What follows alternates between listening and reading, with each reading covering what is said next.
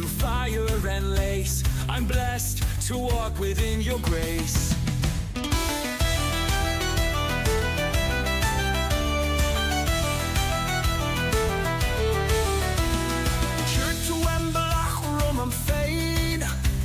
Is to a throig arcane.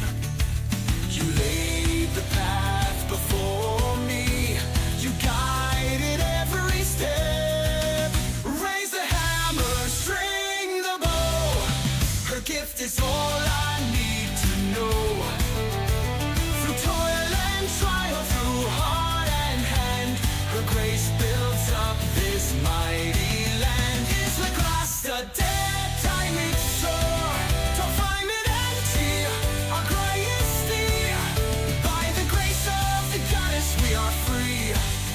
Build the land, our hearts within.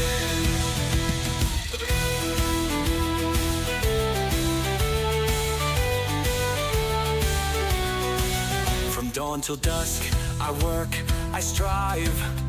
With your blessing, I'll survive.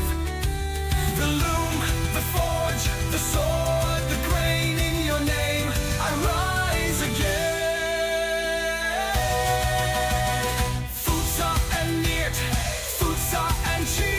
Got Bua, got Tolan, got Trio. In you lies strength, in you lies skill.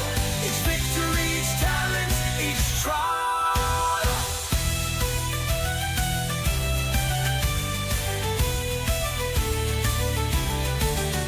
No task too great, no skill too small. Your gifts, dear goddess, guide us all.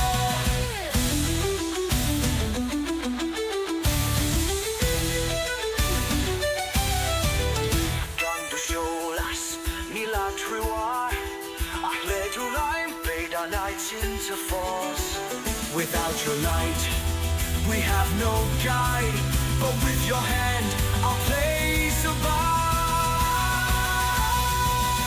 Raise the hammer, string the bow. Her gift is all I need to know.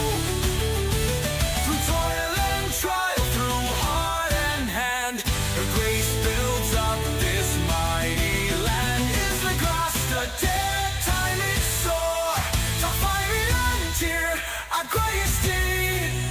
By the grace of the goddess we are free.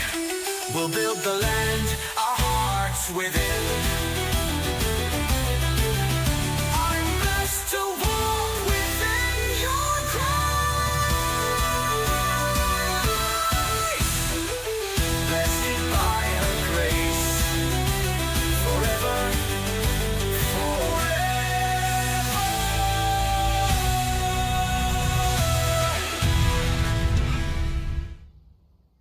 Hello, welcome to another action-packed session of Pax Dei. The surface now it's not really action-packed, but it is information-packed, which I think you'll enjoy.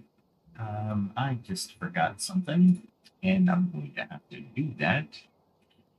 But other than that, yeah, welcome back. We're on episode 147, and 147 is going to be the modern psychology meets ancient wisdom. Decision fatigue, values alignment, and well-being. All really good things for us to discuss in continuation, if you will, of episode 146. So we're basically exploring decision-making, focusing on what is happening when science means the old age wisdom of values. Right? In our last episode, to be specific, we saw how philosophers, world traditions, and personal experience all point toward the power of using your values as a filter. But the question was, is there research to back this up? And the answer is, I'm going to bury the lead. Yeah, absolutely. So tonight, we're going to go and discover how concepts like decision fatigue, values alignment, and even regret are now proven topics in modern psychology and neuroscience. I'll share the, quote, hungry judge effect, unquote, why value-based routines beat pure willpower, and what studies reveal about lowering stress and boosting well-being at work, at home, and even in MMORPGs. And all the while, I gotta find my blueberry syrup so I can make some farmhouse cider. I know I have some blueberry, and I'll make that while... That's meat. I even labeled it meat, and I still go into it. There's blackberries, elderberries. I know I have blueberry syrup somewhere around here. Maybe I threw it in one of these. And this one, for sure. Blackberry, strawberry, more blackberry. Wow, I really don't have this. You know, it's those times of the game where I'm sitting there going, what in the heck? I know I have like 15,000 of these things, you know? We'll get back to the episode conversation here in a second. Just need to find blueberry, and once I find the blueberry, we can continue our conversation. As you while we're doing the conversation stuff, or doing the game stuff, let me tell you a little bit about the before we dive into the subject matter as well. The next iteration, verse 3, they still are going through with it, and they gave a little bit more of an update to see what's going to happen with it, etc. But ultimately, they haven't launched it just yet, and when they do, we'll have a complete episode where we're not going to go over a topic at all. Just because the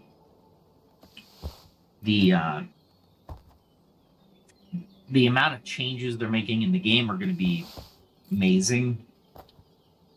I think they're onto something. There's a couple points I'll disagree with, but I'm not like overly, objecting to the path they're taking because the game's pretty good. They have to balance it somehow. One of the aspects they said they were going to do is they're going to streamline a few of the professions where you don't need to lean on certain other professions more often. And I think that's fine. But I'd like to see the leaning in an MMORPG if somebody's a better blacksmith than I am, or a weaponsmith than I am, or Fletcher, or tailor, or leather worker. Let's just go with those couple ideas, right? If they're better than I am, then I have to go to them for certain materials to build something in another profession. That kind of leaning creates an atmosphere where MMORPG screams MMORPG. I can't do this without you. Ubuntu, if you will. And if ever anybody knows Ubuntu, they've been listening to this channel for a while. Thank you so much for listening. For those of you first-time listeners, definitely check out 146 because this is all good information that I'm going to provide tonight. However, it's not exactly going to be the end-all, be-all. You'll have a minor, how should I say it? I don't think you'll be lost, don't get me wrong, but you're definitely not going to be as informed as if you were to have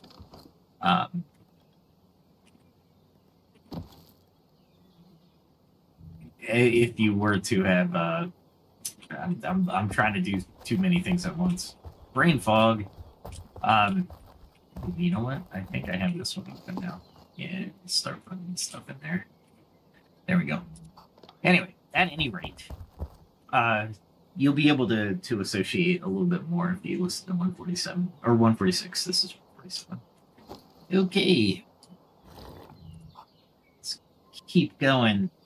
Anyway, so that's one point. There's a whole long laundry list of items that we could go through for the change, but I'm going to hold on to those. Maybe we'll do an episode this weekend after this topic of the episodes is over, the values episodes, if you will, your inner compass.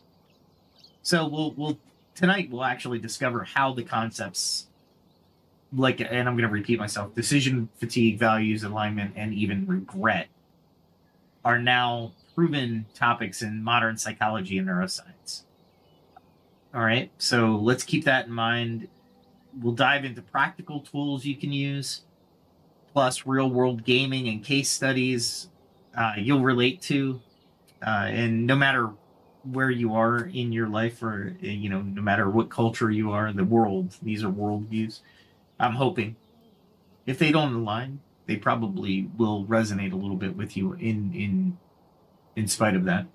So whether you're making parenting calls, big career moves, or navigating trust in digital guilds, you'll find something here for your own journey.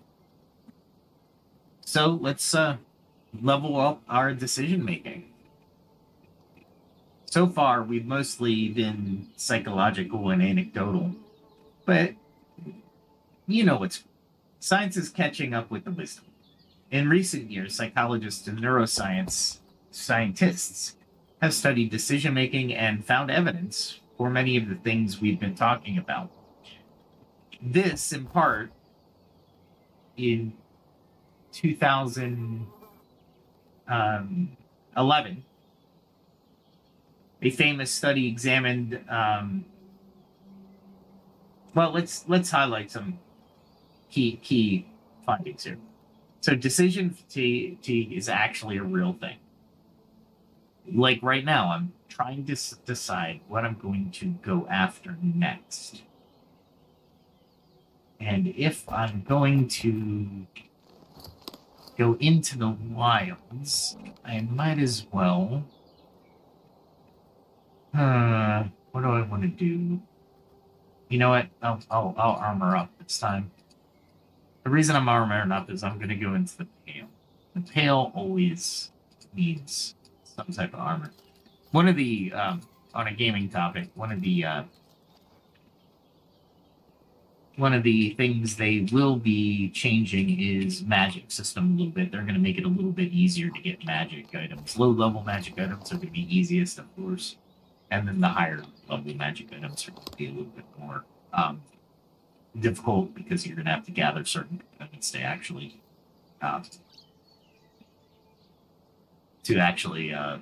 benefit from it. All right, let's get some healings. Let's get some mace work in here. Some bow. Absolutely. What else do I need? I need the two-handed polearm. Two-handed spear. Good. I'm going to do the wrought iron chopping axe just in case I need wood from my all right. And we're going to be heading north. Due north. All right, so decision fatigue. Let's talk about it. We already discussed this in part, but in 2011, there was a famous study that examined an Israeli parole board that judges over over the course of their day, right? So, in the mornings, about 65% of the prisoners got parole. It's a favorable ruling. As the sessions went on, the approvals dropped by near to 0% before lunch. Then after lunch, they picked back up to 65%. Then judges became tired of the many decisions that they actually had to make, right? So, so 65% in the morning to 0 at lunch, then lunch, then 65%, and by the end of the day, you went back to 0. Wow, that tells you a lot right there, actually. It's a incredible pattern if you think about it.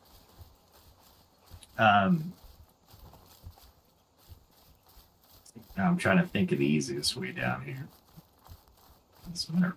No, I'm going to get down this way. Okay. All right. So, why was this pattern being seen?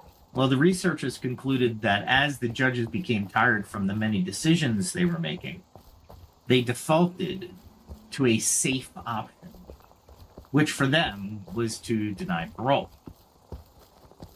and basically maintain the status quo, right? As the day drove on, more and more they'd go to that safe option. I'm gonna have to double one thing.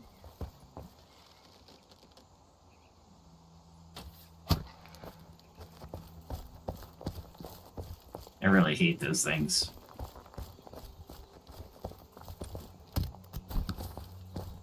I'm not going to get a lot of the flour that I'm going for, so it's not going to be a big deal. Okay, I'm going to swim across. I'm going to run, then swim processing.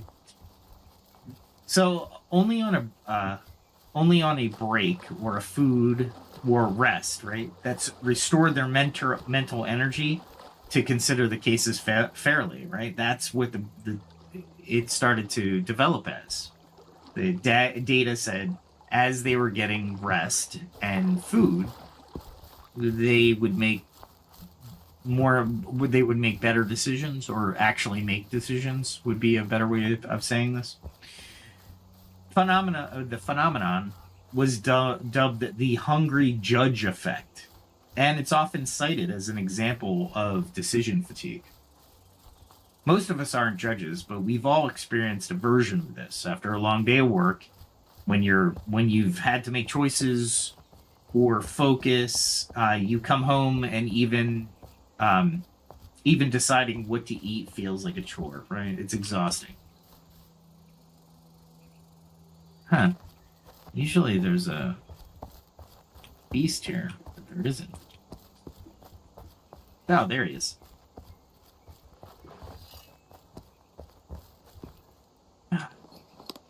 Let me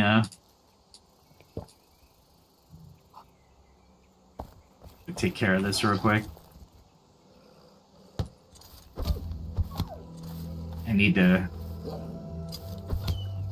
level up my mace, so this is as good as any. The more hits or more strikes, so I'm not going to use any of my big strikes. It's a little bit of strategy.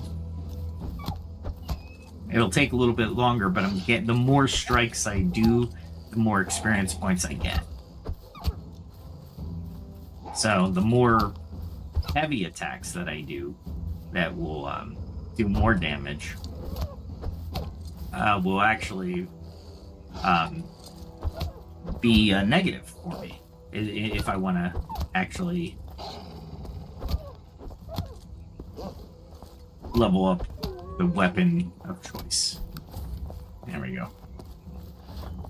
Alright. So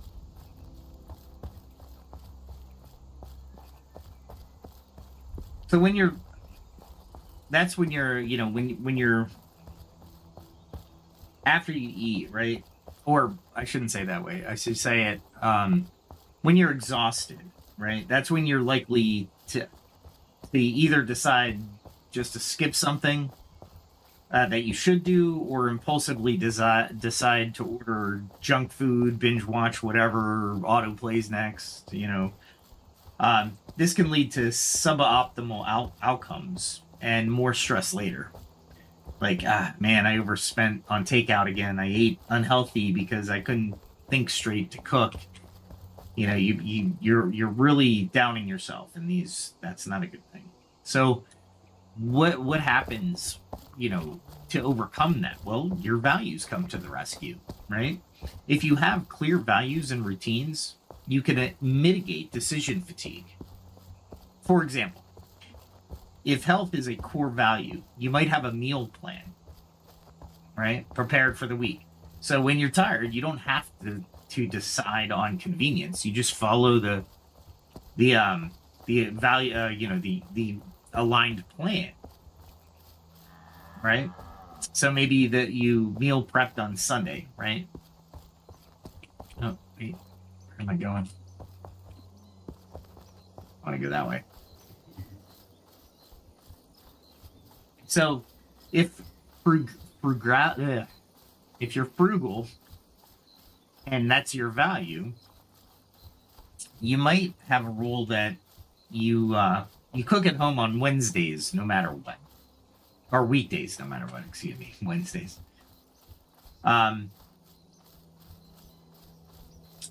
These pre-decisions, if you will, aligned with your values, keep you from having to make fresh willpower, drawing choices at your weakest moment. So essentially, you take the decision away from yourself because it's already done. I'm not going to spend money this week on takeout. How am I going to do that? Well, I've prepped everything, so let me just take it out of the refrigerator and heat it up. I don't have to decide. I've already meal prepped, right? I don't even know where I'm going now. Crap. Ah. I didn't see that bear there. Where the hell did he come from?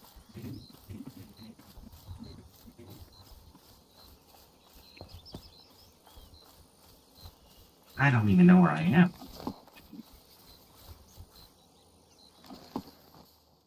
Oh, okay, I know where I am. Wow, okay. How did I get over here? I just been running.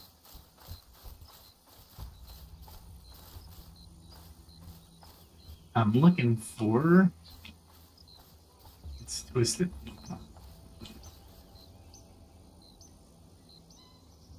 It's a tree. I don't care about a tree. Anyway, moreover, a study in 2018 found that when people are reminded of their values, it can actually replenish or tap into a different kind of mental resource that counteracts ego depletion. The fancy term for willpower fatigue, ego depletion. So by engaging a meaningful part of your brain, you sort of rise above the fatigue. It's like how a firefighter might be physically exhausted near the end of battling a blaze, but hearing a child is still inside, they tap into their value of duty to save lives.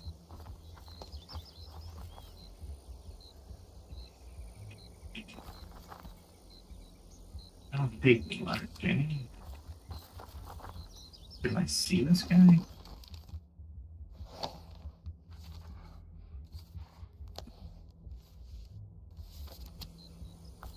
No, I don't see this guy.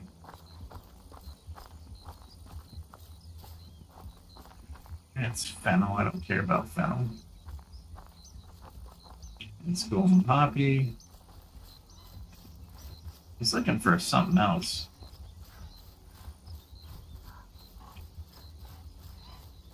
Really?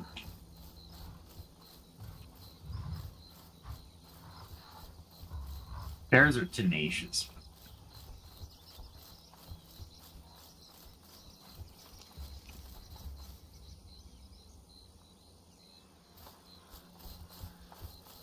All right.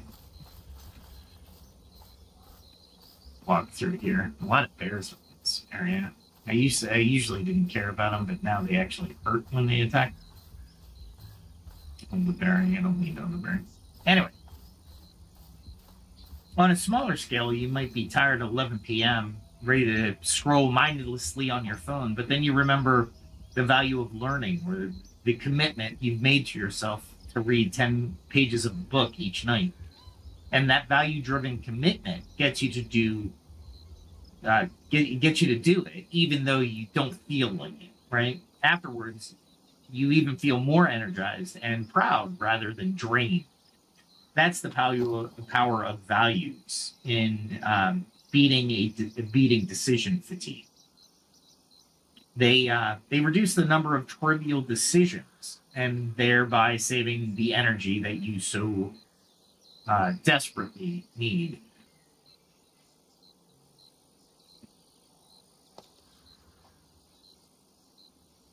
So what's the next one? It's I didn't need that. Where's my head? And this way. I don't know what this is.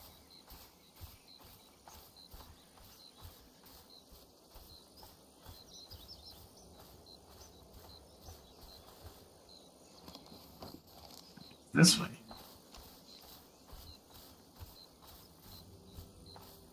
Usually I have everything mapped out here, but for some reason, use fennel. I don't care for fennel.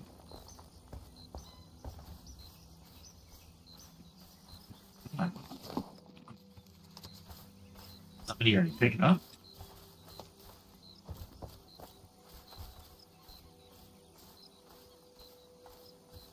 That's a possibility because he's trying to sell a person for farming. That kind of sucks. That's alright.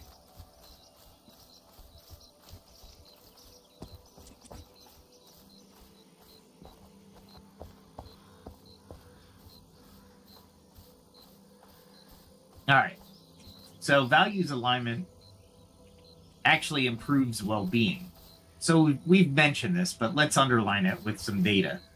A classic study by psychologists Tim Kaiser and Richard Ryan in the 1990s found that people with intrinsic goals, personal growth, relationships, community contribution, essentially value-driven goals, had a higher well-being than those with intrinsic goals like fame, wealth, or image.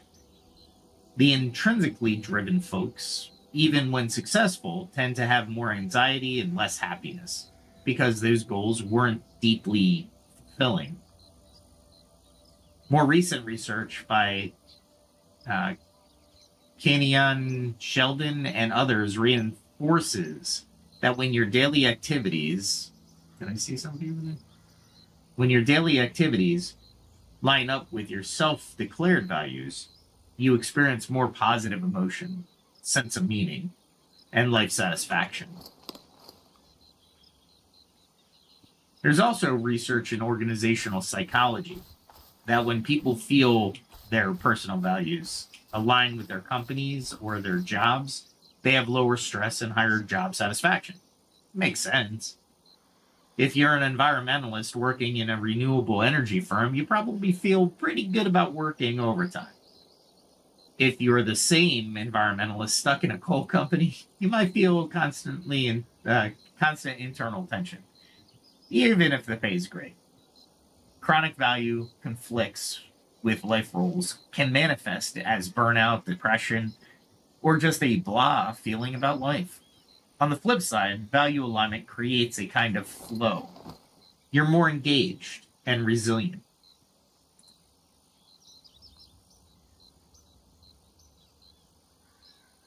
Huh. One study, where am I?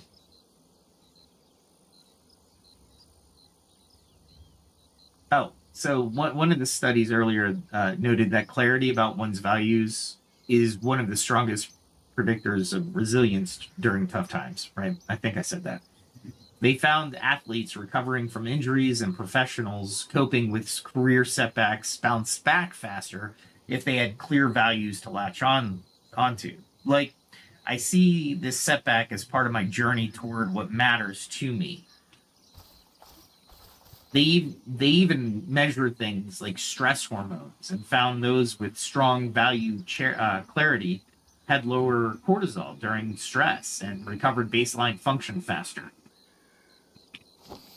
That's the psychological proof of stress reduction via values.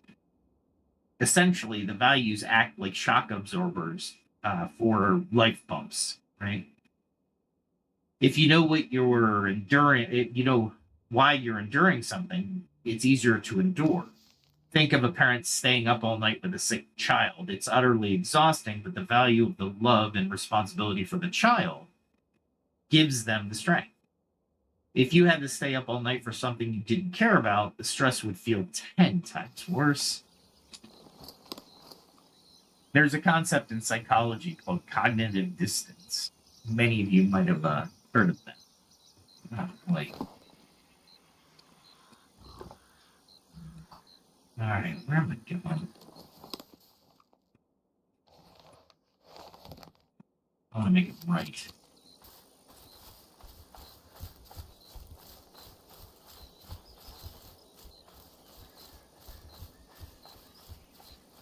All right, I'm in the midst. Let me get past this layer of dogs. Direwolves. There's a couple, and I can get past them. And I will be in this forest.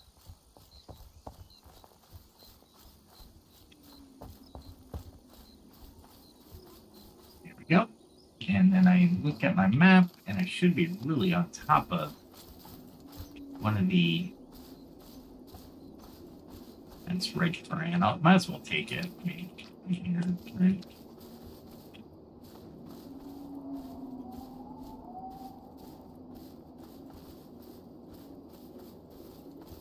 This is actually like a different biome within a biome. But I'm literally working on...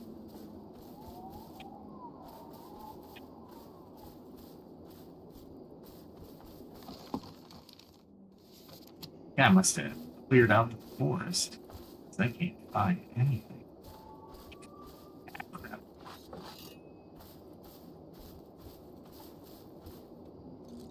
It's 35.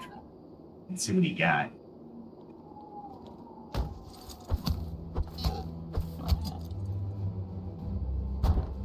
Yeah, this guy I might actually have to.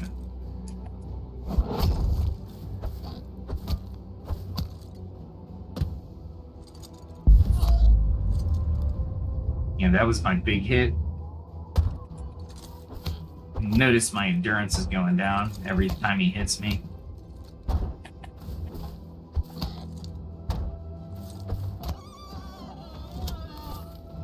Those things are huge.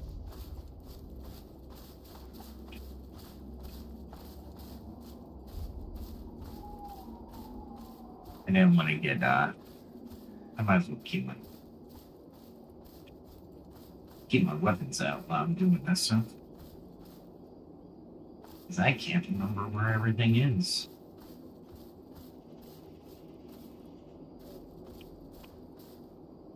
I love the graphics though, so kudos to the results.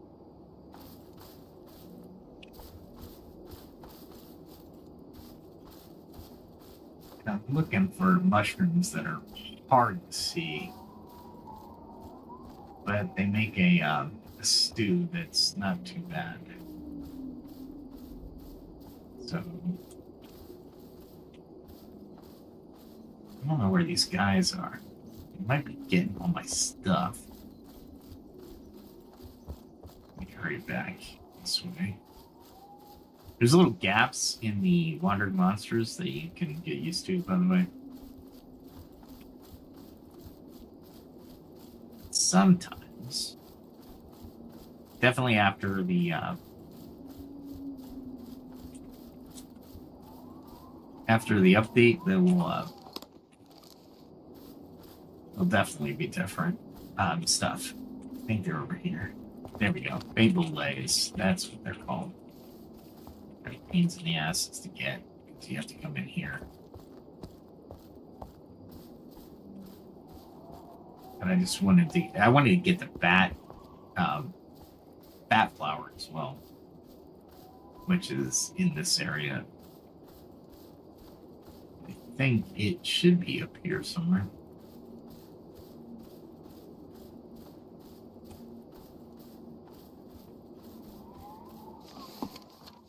All right, so it's probably over here. I really wish I could transcribe on my map what exactly I'm looking for. I got plenty of nightshade. Need nightshade. There is a wolf. I guess I can take him.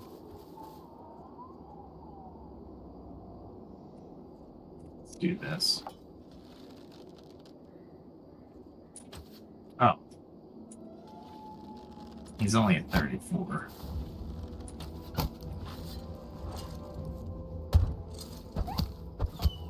Notice at 34, did you notice the damage went down?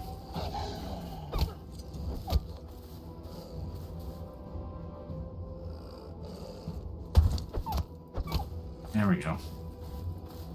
You gotta back up just a little bit, but not too much. Because if you back up too much, he'll actually charge you.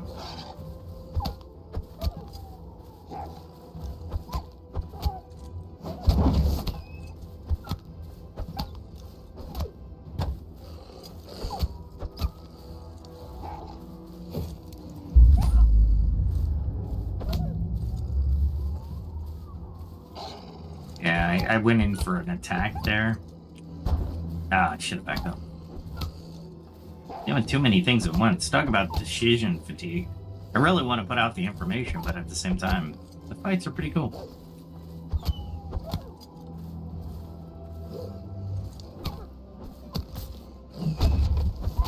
Got under me.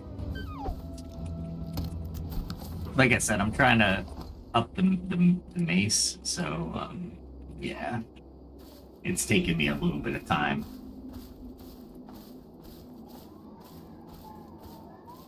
Where am I going with this? Should be over here.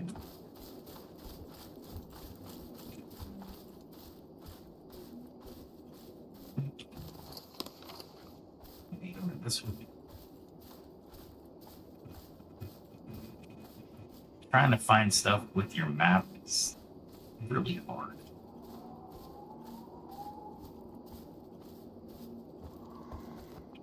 There's another one. I don't remember them being this close.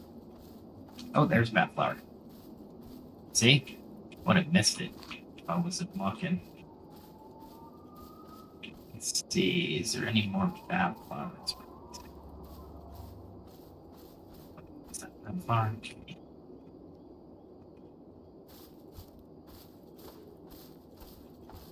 Alright, let's taunt Fate. Now, we gotta get away from the wolf that will respawn behind me if I don't move.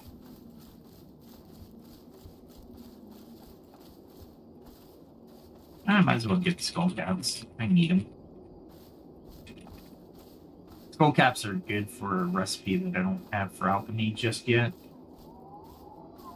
But since I've seen them, I might as well pick them up. It is a good thing to have. It's Beyblades. They were really hard to map out. Do I have this one? Yeah, I have it. Okay. And there's the landscape that I'm dealing with. Anyway, let's talk about cognitive dissonance. It's basically the mental discomfort from holding conflicting beliefs or behaving contrary to your beliefs. So values conflicts, right? The conflict with your values create this cognitive dissonance. It's big time. It's huge. Chronic dissonance is stressful and can even make you physically ill. Aligning values with actions removes that dissonance. You feel integrity, literally integration of belief and action, which is a state of internal harmony. When people talk about inner peace, this is a big part of it. Your heart, mind, and hands are all in agreement. So one exercise sometimes used in therapy, specifically in acceptance and commitment therapy or ACT, is to have clients clarify their values and then examine how aligned their current life is with those values. Often people realize, no wonder I'm not. I value creativity, but I haven't done anything creative in months.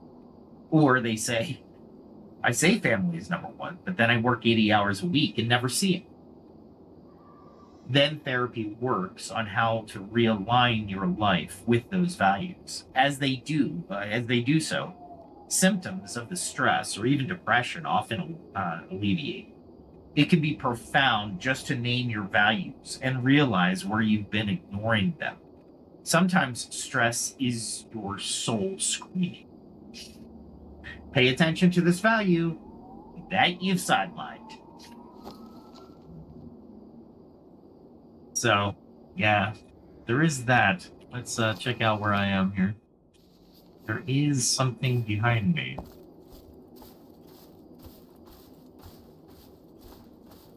What is this? I think it's apples. Yeah, I'll take it.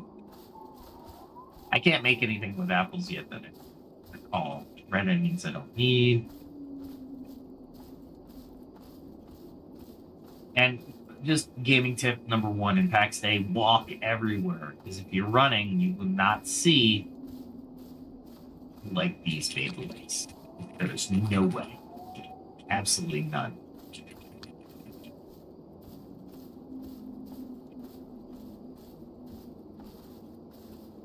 Let's see. Going this way. And I found nothing this way that would actually help me. I see this up here, and I'm wondering what it is. Oh, it's a skull piece. I'll take it. Let's see what is around me. There's a wolf right there, too. Alright, be careful there. What is that?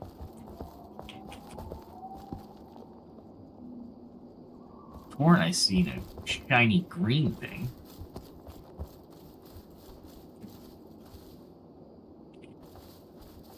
Was I seeing something? I'm gonna have to check the stream later.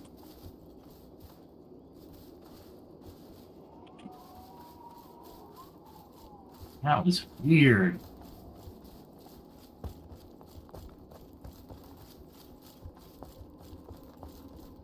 Now I'm near some other things that I don't want to be around.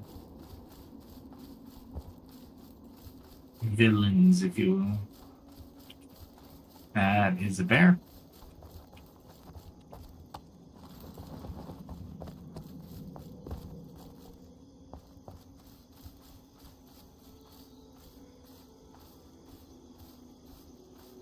Yeah, I don't know if the small twisted hawthorn gets me. Honestly. I can cut it down, but I don't need wood. And I don't want to travel this far for wood, too, by the way. Lots of granite and rock around here.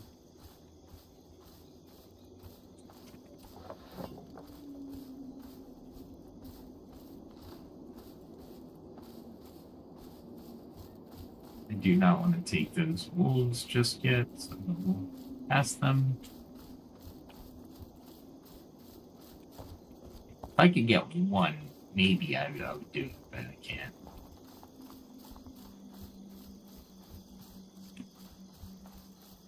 Let's go this way. There's a lot of bears in this area.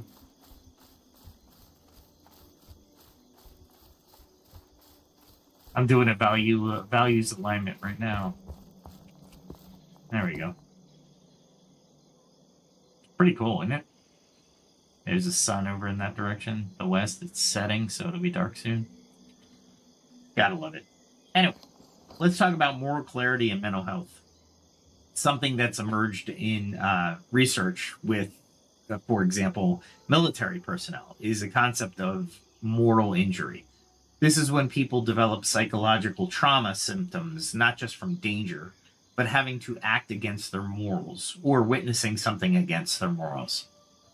Soldiers who felt they violated their own values, say harming civilians or failing to prevent something terrible due to orders or circumstances, often suffer severe PTSD and guilt. Recovery includes reconciling with their values again through therapy, atonement, self-forgiveness. This highlights how deeply our psyche is tied to our value system. When we break it, we break ourselves. Conversely, living morally, as one sees it, is protective. Viktor Frankl, a psychologist who survived a concentration camp, wrote that those who had purpose or held on to their principles in camp were more likely to survive. He famously said, he who has a why to live for can bear almost any how. The value, or the why, is values and purpose, right? So now most of us, thankfully, aren't in such extreme situations. But even everyday stress can be buffered by meaning. If you're up late working on something you believe in, you feel energized. Whereas up late working on something that you think is pointless will double your exhaustion. And that is that meaning, right? Has fuel, is the fuel behind it. You need the meaning to have the fuel. You see where I am by the all right, by the dais. No, the I forget what we call them.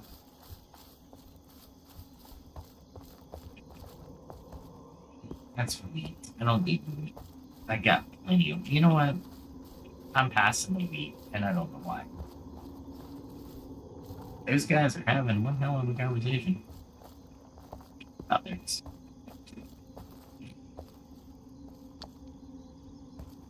You think you get a lot of wheat, but you don't. Like, all this wheat is pretty significant, you would think, but I only got 22. I could use a grace to do the to boost my picking capability. I gotta be careful being around here. There's monsters, humanoid monsters that are really different.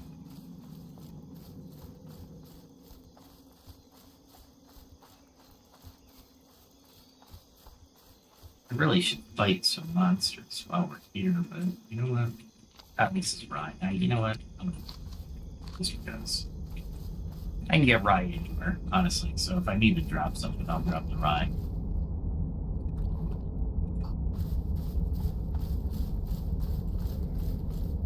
Yeah, there's no radar, there's no enemy on the map thing. I really do like that.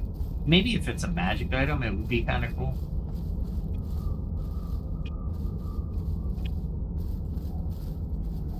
Or Rye. You know what?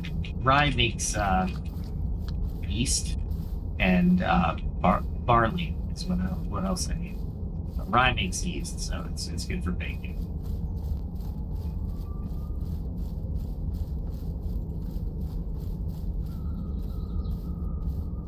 And this area is just full of pitfalls if you're not paying attention.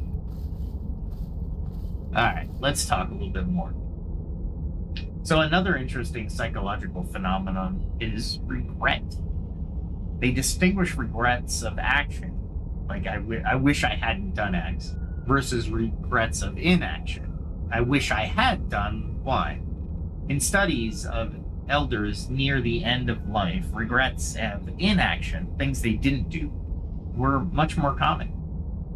And specifically, people regret not living true to themselves, not expressing themselves, or taking risks aligned with their dreams and values. Far more than they regret, say, not making more money or not working more. Many mentioned, I wish I had lived a life true to my values instead of what others expected. That was a top regret in the qualitative study. It's a huge warning sign to us younger folks. If you don't use your values as your compass now, you might drift into a life that doesn't feel authentic. And that realization might only hit when it's too late to change easily. But there is good news. It's never too late to course correct once you become aware. It might be a small shift, finally pursuing that art hobby, or a big leaving a toxic career for a fulfilling one. But any step closer to your values will likely reduce essential stress and increase your satisfaction.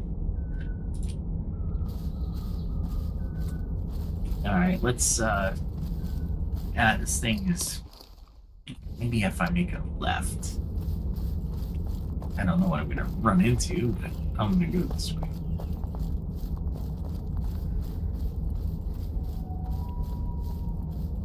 I'm gonna run into a hill, a very big hill. Ooh, what's that? Right now, like I said, yeast is always a good thing to have because you can also use it for. I think you can use it for brewing. Always walk through these patches. Sometimes. That's where I am. Yeah. Nope. Yeah. Yeah, that's where I went in. This way. Sometimes I plant the markers down, but it was easier to fight in the past, especially bears.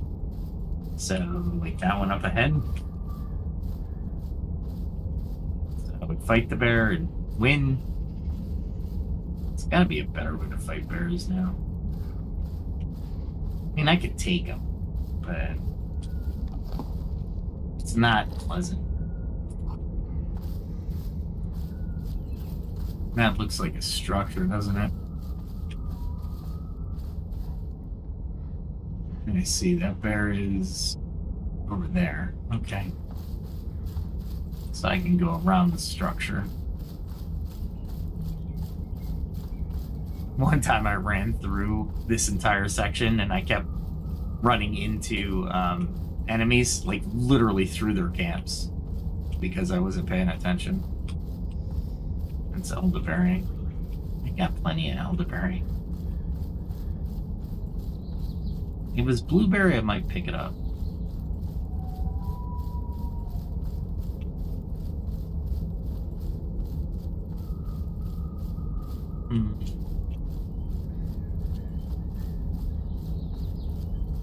Let's see what's up here. A death drop.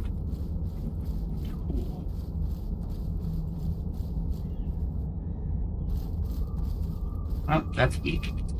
Pick up some weak.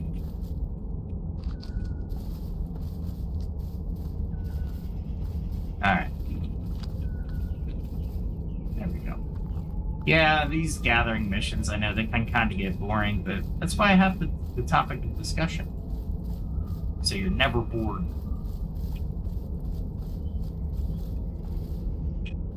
There's always surprises in this area, I can guarantee that.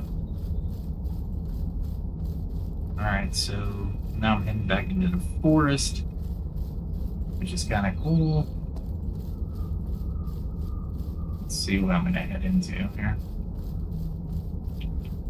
There's a bear on my left. You'll see the noise and the realm change a little bit as I get into the forest.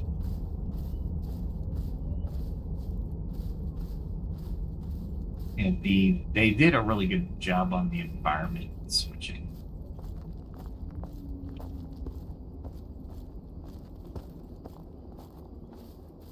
Lots of different stuff here. I love the tortured oaks.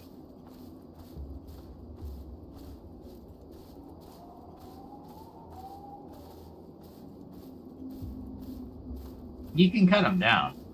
Check it out.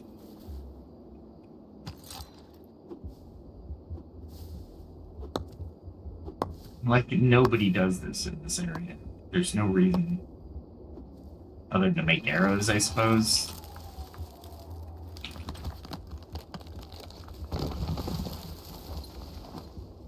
Oh, 8. Alright. So let's talk about improved relationships and team performance. I touched earlier on team values. Their research from business, I think that was in 146. Why would I craft that? Oh, they're moving into their tutorial kind of stuff. Not that I need to do that, but I might as well craft some stuff while I'm here. Let's craft. I think it's B. No. B is not it. Oh, that's the arrow that I shot into the tree. What is it? Oh, it's craft. There we go. I'll just do. I'll craft all 14 of them. Okay, so there's research from business that all companies with a strong positive culture, like, for example, shared values that they actually practice, tend to outperform others in the long run in terms of employee engagement, customer loyalty, etc.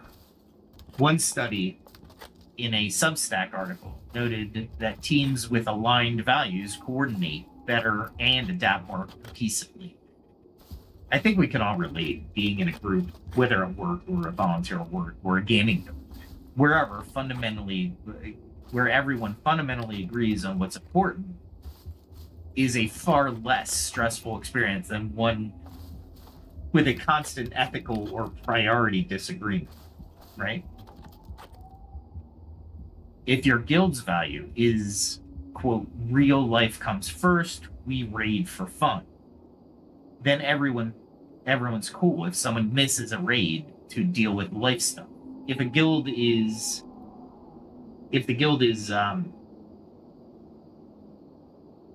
values progression above all else, then people who value family or leisure more will feel more stress and conflict in that guild, right? Neither is inherently wrong, but a mismatch causes the issues. Research on something called person-organization fit shows that when your values fit the groups, you have less stress and conflict. On personal relationships, values mismatch can be a silent killer. Couples that have a very divergent core values or have very divergent core values often fight about the seemingly smallest things that are actually symbolic, those things are actually symbolic of those differences. For example, money, how to raise kids, etc. Therapists actually will often help couples identify their underlying values and find common ground, or at least deep understanding of each other's values to navigate the decisions. Like one partner values spontaneity and the other security. How do we plan our life to respect both? When couples or friends share many values, they tend to glide through decisions because they basically agree on the why. Even if they debate on the how, they still agree on the why. And they trust each other's intentions more, reducing stress in the conflict overall. For example, I know we both want what's best for our family. We just differ on method, right? To synthesize, modern research validates our living in alignment with our values leads to less stress, less indecision, less regret, and greater clarity, motivation, and resilience. Conversely, being out of alignment or in a confusing environment with conflicting values can cause stress, burnout, poor decision outcomes. It's like our brains and bodies operate best when we have a conscious congruence. All right, let's navigate a little bit. I have to look away from my notes every time, if that's what you're wondering. Stealth work. I don't need stealth work. Do I have anything mapped over here? Yeah, I got plenty of mapped. Let's see if I can find the stuff.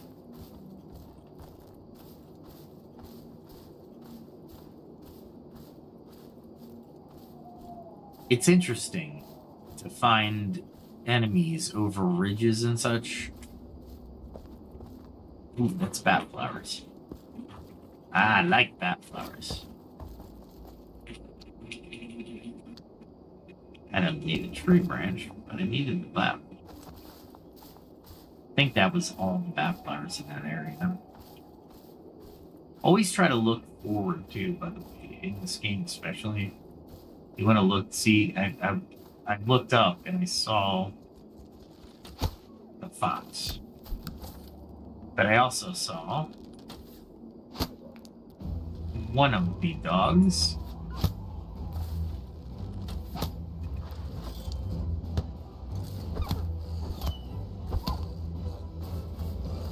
Yeah, I can't believe I pulled one dog. That's awesome. Wolf, dire wolf. But they're 34s, so I mean, I really am getting some practice with the mace. I'm hoping to level up the mace. But I really need to level up the mace. You stun him for a couple seconds with that, so you want to actually give it.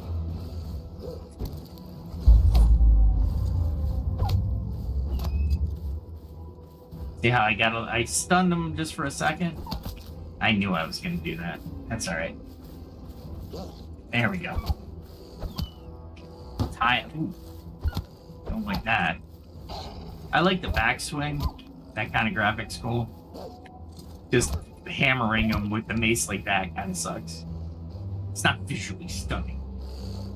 Now I'm going to... There we go. All about timing there. Oh. See, I can get that. Sorry. I do.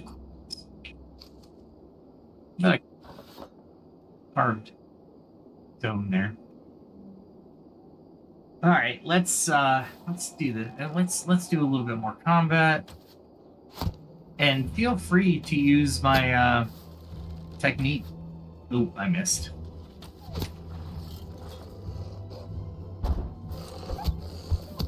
There we go. At least until the update, this will work for wolves. I have a feeling that they're gonna make the combat a little bit more different.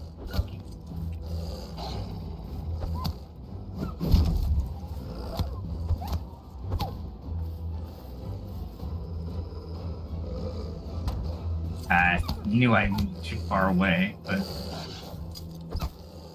that sun is not helping me, by the way. I didn't. Oh, come on.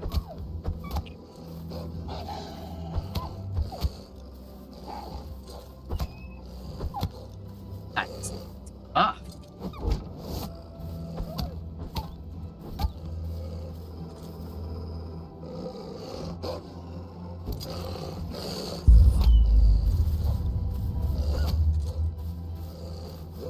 My block, for some reason, is releasing, and I don't like it, but that's fine. That's fine. Whatever. I'm hoping I got something. I mean, there's two of them over here, so I was hoping for some kind of little reward. Hmm? Nothing? No reward at all? Fine. Whatever. Alright, my inventory's full, so what I'll do is I'll do one of these and I'll go home. Alright. So now a quick aside. Sometimes people worry, but what if my values are misguided? Like someone could value something harmful? It's true, values are subjective. Psychology doesn't moralize which values are right. But it notes that certain values, like community, personal growth, and kindness, tend to correlate with better well-being than others, like power over others or solely materialism.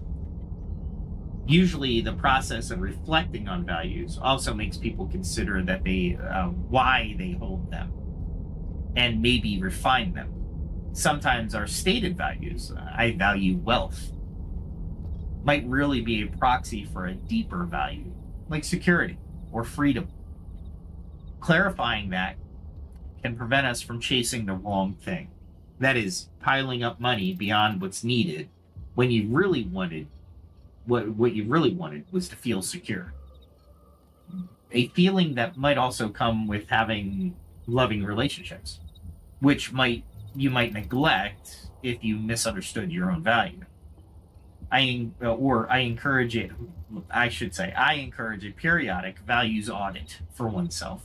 Life changes, and sometimes we realize, I used to value X a lot, but now Y matters more to me, and that's okay. Update your internal compass and align decisions accordingly. For instance, in youth, you might value adventure and later value stability more as you get older, right? So the choices about work, living places, etc., might consciously shift. It reduces cognitive dissonance to acknowledge that shift rather than clinging to an old value out of habit or ego. My home value, I do not need my weapons out. All right, let's round this further with some real world case examples across different areas. Some we hinted at already, but I'll flesh out some of them. And then we'll move on to the final section with practical how-tos and reflection. Ooh, yeah.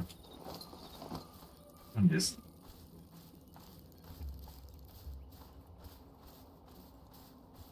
All right, so we have this case study. I'm trying to look at the...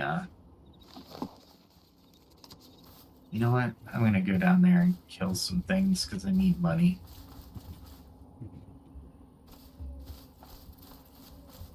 These are the easiest things to kill when you're in armor.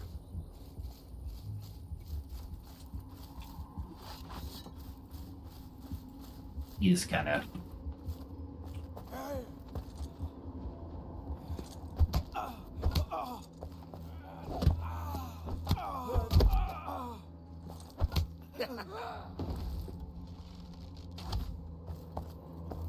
I hate archers.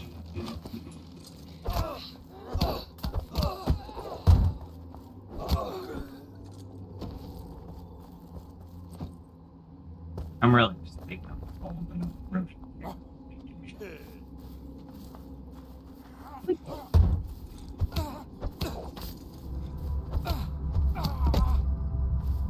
I don't know what that... I think there's somebody to my right. I guess he was trying to heal the guy.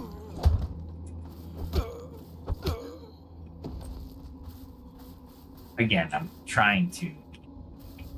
We're now like, nah. Lockets are used for builds on certain things, but honestly, it doesn't matter. Like the Terminator.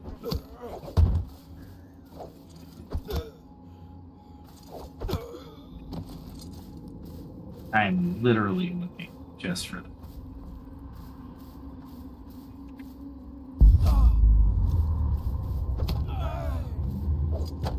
I thought I killed him. My mace is not that powerful. I would have killed him with a sword.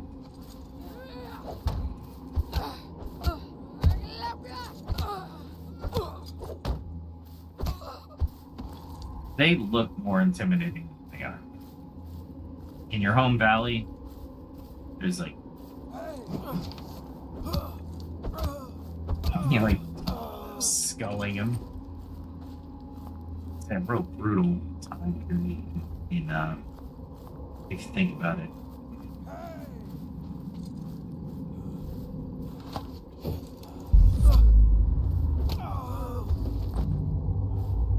Really brutal.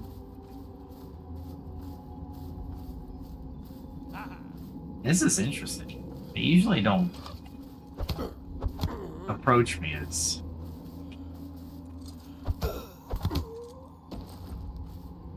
much, meaning I can approach them a little bit quieter, I suppose.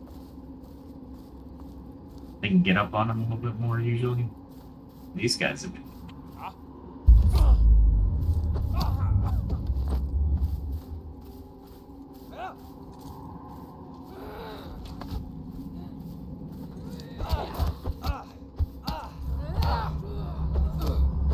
I hate that healer.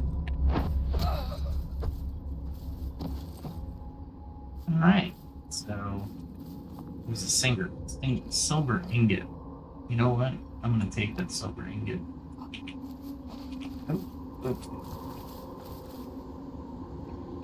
Silver is hard to find in the game. There are nodes of silver, but they're really hard to find, so you just kill people for silver. Yeah, I've already been through that one, so this is the next one. And I need to refresh my hit points.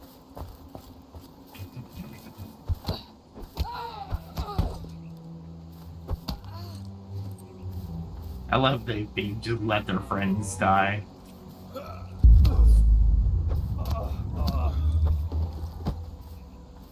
It's not like I'm doing this like the most sneaky thief or something.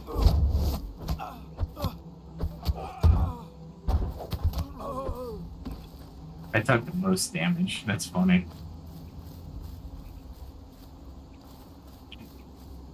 I didn't notice somebody built. Interesting. Wonder why they built there. Who is it? Nobody that's here now. Alright. I just wanted the gold from those guys. That's it. Games, I'm a little bit less with values, right? So this case study that I wanted to go over, it was the it was a Tylenol recall. Leadership with values is the way my research kind of coined it. I did detail this earlier in the outline, but it's such a textbook example. So Johnson & Johnson in 1982 had a cyanide-laced Tylenol capsules, right, that were killing people. Huge crisis. The corporate credo, a sort of publicly posted value statement since the 1940s, put customers first, even before profits. Despite government advice that a national recall was overkill, J&J's CEO James Burke at the time and team felt that any risk to the customers was unacceptable. They pulled all the Tylenol off the shelves nationwide, eating a massive cost. They also swiftly developed tamper-proof packaging to prevent future incidents. At the time, some thought the company was finished. Their market share went to zero overnight. But within a year or so, Tylenol regained its position. And why? Well, the public saw that the company could be trusted. They clearly valued lives over money, which ironically is good business in the long term. Burke later basically said, quoting him, "We didn't even really have a choice. Our values, credo, dictated our actions." That clarity must have been somewhat relieving in a crazy situation. They knew what they had to do to live up to their values. That doesn't mean it was easy. Imagine the nerves making the call to lose $100 million. Right? That's crazy. But Burke reflected on those decisions that had a splendid consistency. Meaning, once they committed to their core value, safety of customers, every action followed logic. No agonizing flip-flopping, and history vindicated them. Think of the times in your own work or leadership where you have a guiding principle. It streamlines things, right? For example, if you run a small business and one of your values is transparency with clients, so when something goes wrong, your policy is to tell the client ASAP, don't cover it up. It's still not fun delivering the bad news, but you don't have to have an internal debate. Like, should we hide this bug or delay? The value says no, we own it. And that reduces the mental load and builds trust in the long term. Similarly, we value inclusion in hiring, right? Most people, I think, would agree with that statement. So you have certain practices in place that won't compromise them just to hire faster. It might take longer to find the right diverse candidate, but we accept it because it's who we want to be. There's less stress about, oh, we need someone now, because we remind ourselves why the process is the way it is. So this is shared, these examples, right? And we won't even get into it, but I wrote them down because they're real life examples for today. And I try to show this in many different professional contexts. Values act like decision autopilot for recruiting dilemmas, right? Often that yields better outcomes eventually, though you might have to weather short-term downsides. Downsides like J&J did, right? Johnson & Johnson. So let's talk about parenting values, right? Let's say a couple is strongly values education and curiosity and also kindness. When it comes time to decide how to discipline their child, God, I hate those things. So when a child misbehaves in school, they might approach it through those values. They might encourage a child to explore why they did what they did, curiosity, understanding, right? That motive would that will give the child a little bit of motivation because it aligns, right?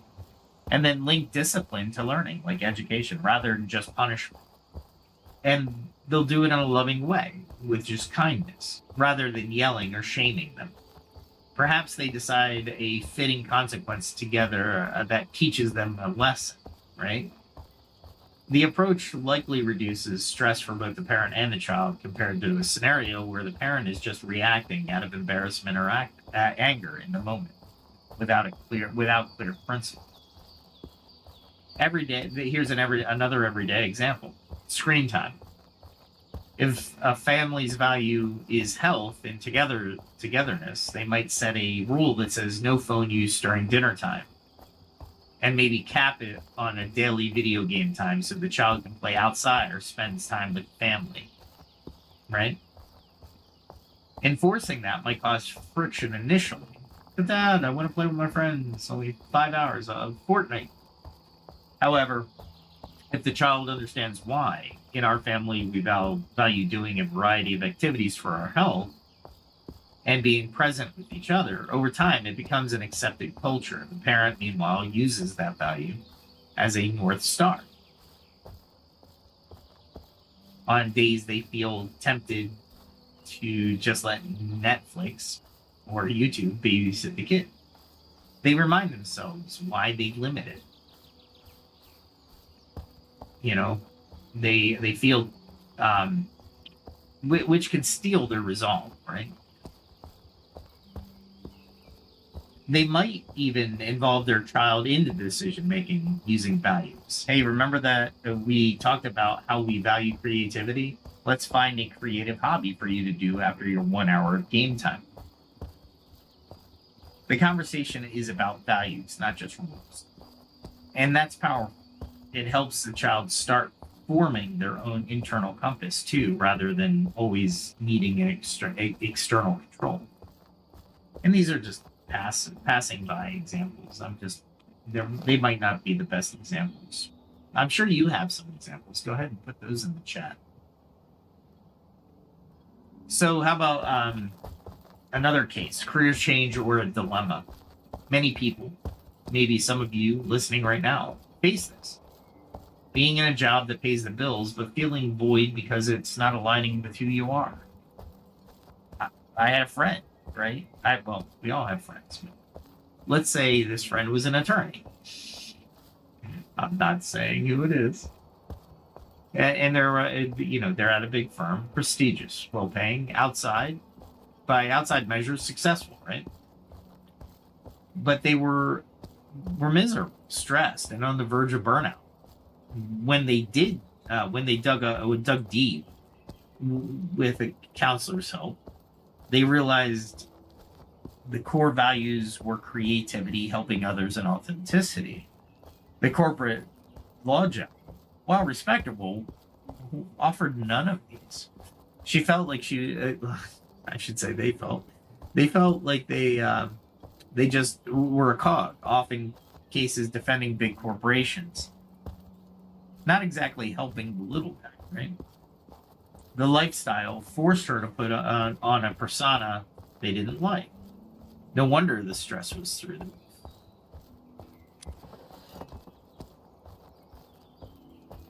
Seeing if anything has changed in the area as I'm walking. Lots of clan halls.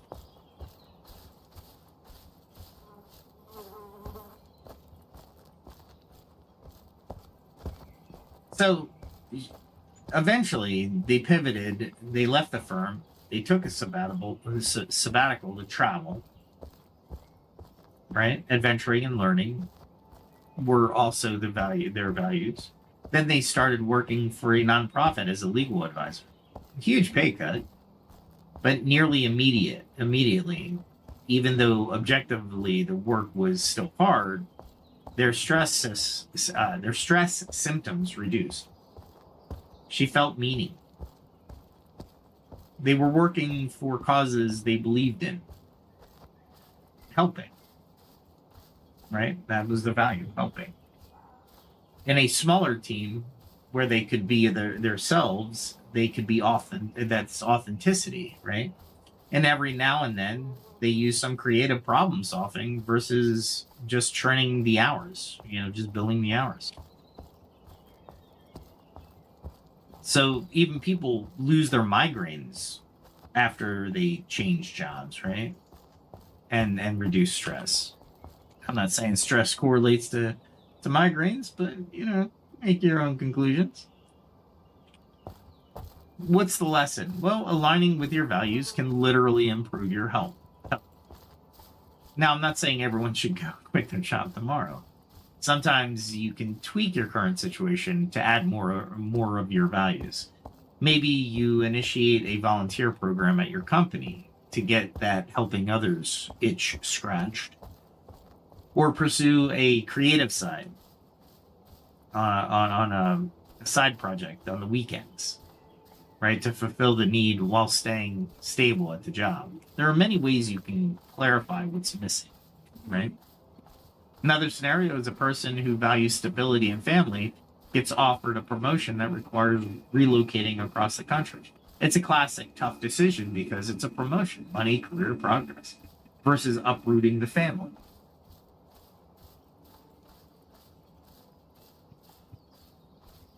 If they know stability, family is a higher value for them than ambition, they might decide to decline the promotion or negotiate a remote arrangement.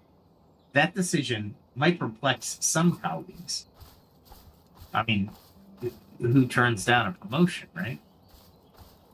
But if they made it through their lives, or if they made the decision through their values, or the values lens, if you will, they likely feel relieved and content afterward rather than second guessing.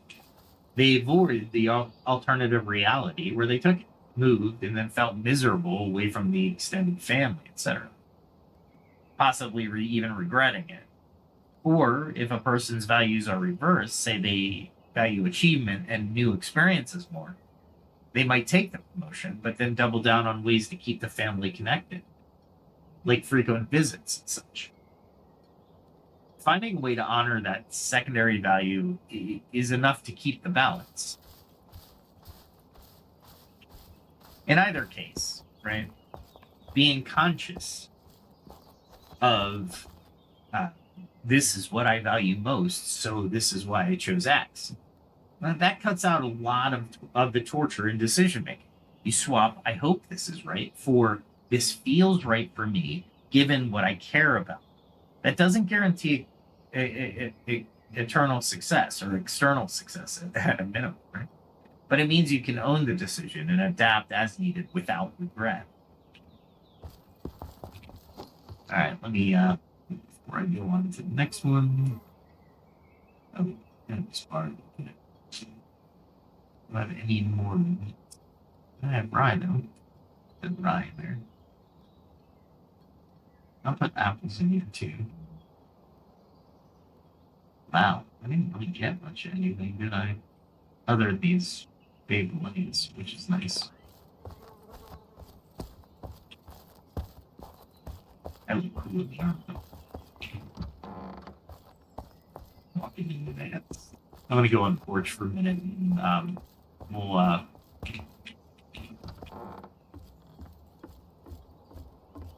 at that. Oh, amazing. There's the sunrise, glaring off the water. In the distance you can see all the detail. Sweet. Alright. So let's talk about a case, media discernment. And this is personal, right? Let's say you value truth and calm. On a given day, you see sensational news article shared on Facebook.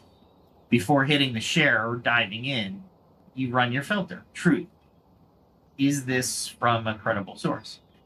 Did I read it beyond the headline? Maybe you do a quick check and realize it's dubious or misleading. You decide not to contribute to the wild, what we would call that, just throwing it out there by sharing it. Or if you do find it's true, but very upsetting, the next filter could be calm and positivity. Will I share this? Will sharing this add a net good? Or just more anger?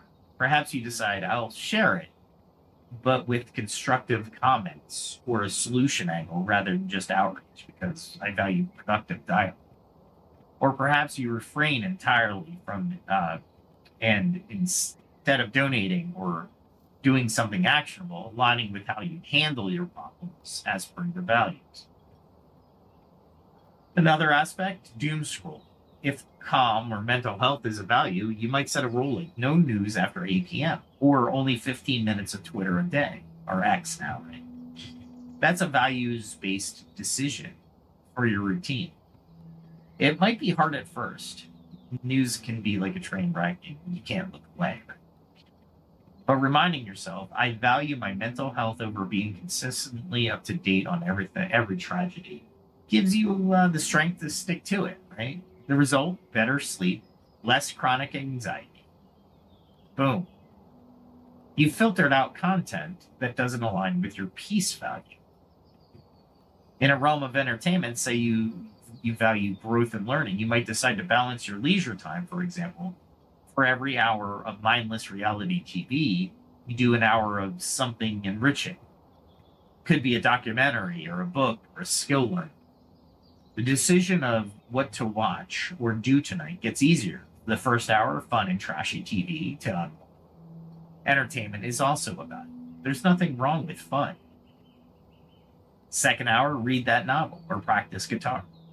You've satisfied both the relaxation and growth values without a plan. You might default to 4 hours of Netflix and then feel crappy because you neglected the part of you that you wanted to improve. So the values can help you allocate time in a way that leaves you more fulfilled. Let's talk MMORPG ethics. We mentioned guild examples, but there are also a few personal ethical choices in many games. Take the World of Warcraft, for instance. There are opportunities to what they call ninja or steal an item that by social rules should go to someone else, or join in toxic behavior when a random group is blaming someone, etc. I've known players who have a code like I never ninja loot or scan even if I get away with it, because they value integrity and reputation. Even through game anonymity, people might dodge consequences. These players hold themselves to a standard. They often end up being well known and respected on their servers. Others learn they're trustworthy, which ironically becomes a competitive advantage. People invite them to groups, trade fairly, etc. They also feel better, guilt about how they got their epic sword or how they earned it fair and square, right? Because they earned it. In games with moral choice systems like Mass Effect, Paragon, Renegade, I believe it was, some players always pick the good path because it aligns with their real values. They can't stomach being evil in the game. Others might explore, but feel actually stressed if they do the nasty things in the game. I've heard of players say, I tried to do the dark side of the path, but it made me feel awful. I had to stop.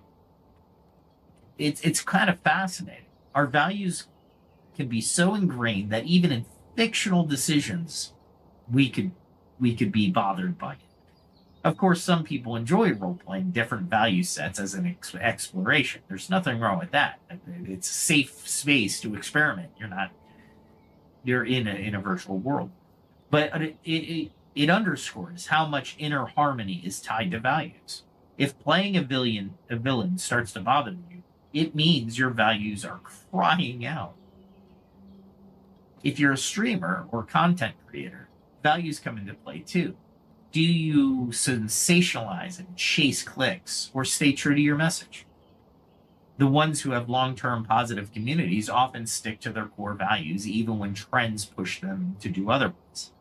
It might mean slower growth initially, but they attract the kind of audience they actually want, reducing stress from trolls or burnout from acting like someone when they're not. Because remember, it takes energy to act like someone you're not. All right, with these examples in mind, it's clear that values-based decisions permeate all facets of life: work, family, entertainment, community. And living this way tends to lead to better outcomes internally and often externally as well. Even if sometimes it's the harder road. We should, however, acknowledge sometimes following your values has a cost. It's not a magic bullet that always makes your life easier externally. Quite the opposite at times. If the world isn't always kind to you, kind to the principled path in the short term, right?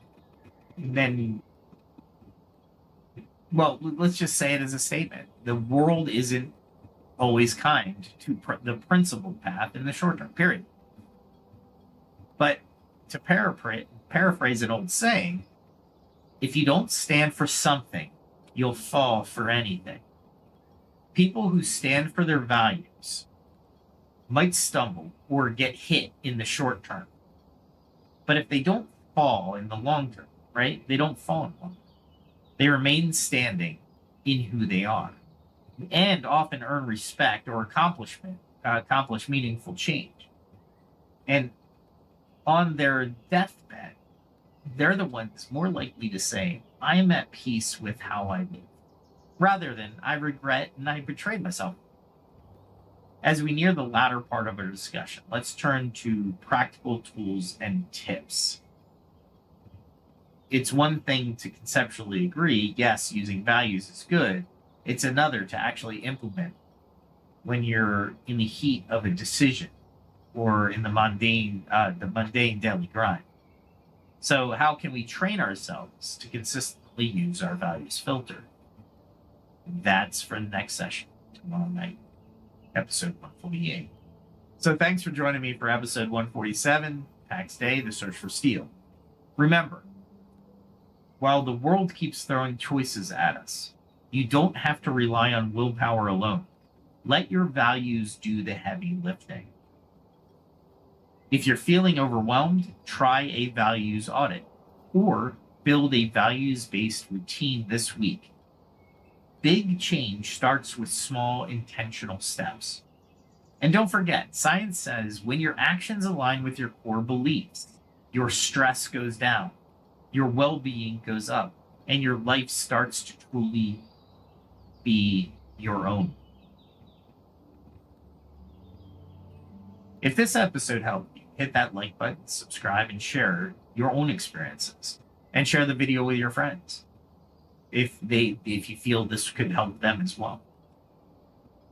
And put the questions in the comment section or on X. I'm also on LinkedIn. Go anywhere. Let's have the conversation. I want to build people that will be themselves, be true to themselves, be a better version of themselves. So until next time, which is tomorrow night, hopefully, we'll keep searching for steel, which Pax Dei steel is hard to get. Maybe we'll go get some. We'll go get some pure iron ore, so I can show you that. Stay true to yourself. Be strong. Be kind. Pass on positivity whenever you can, because as we know in today's world, we're just inundated with negativity and negative experiences. Let's build a society we can be proud of and we are less stressed in. So until next time, if you're listening to this, no matter where in the world during the day, have a great day. If you're listening to it at night, have a great night. Until next time, have a good day. Bye.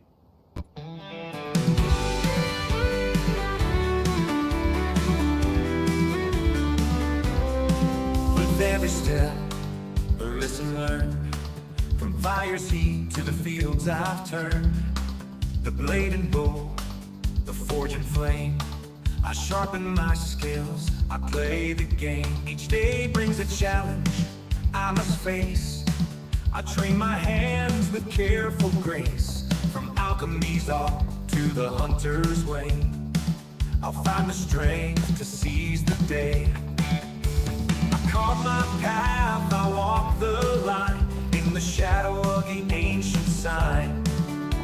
Through trial and toil, I'll find my way, learning more with each passing day. The skill of survival, the will to thrive in a world where the strong survive. I face the night, I'll take the chance. I'm ready to fight, to learn to dance. For every strike and every fall, I'm building my strength, I'm standing tall. In the heart of the wild and the calm of the night, I gather my skills, I'm ready to fight.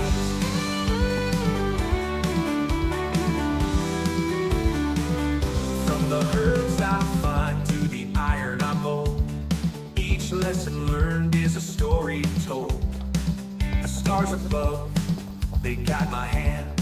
As I hold my craft, I take my stand. In the quiet woods, in the mountains chill, I push myself, I shape my will. With each new tool and every lore, I'm stronger now than I was before. I carve my path, I walk the line in the shadow of the ancient sign. Through trial and toil, I'll find my way, learning more with each passing day. The skill of survival, the will to thrive in a world where the strong survive. I face the night, I'll take the chance. I'm ready to fight, to learn to dance. For every strike and every fall, I'm building my strength, I'm standing tall. In the heart of the wild and the calm of the night, I gather my skills, I'm ready to fight.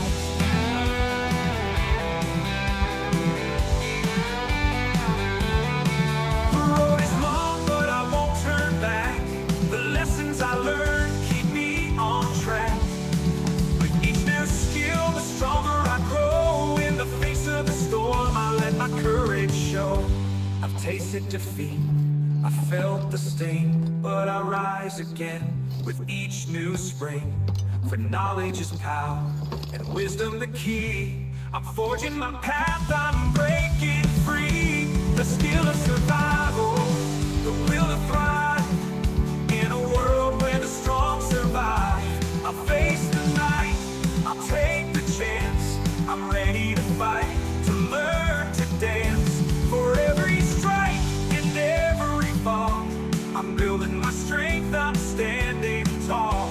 the heart of the wild and the calm of the night. I gather my skills, I'm ready to fight.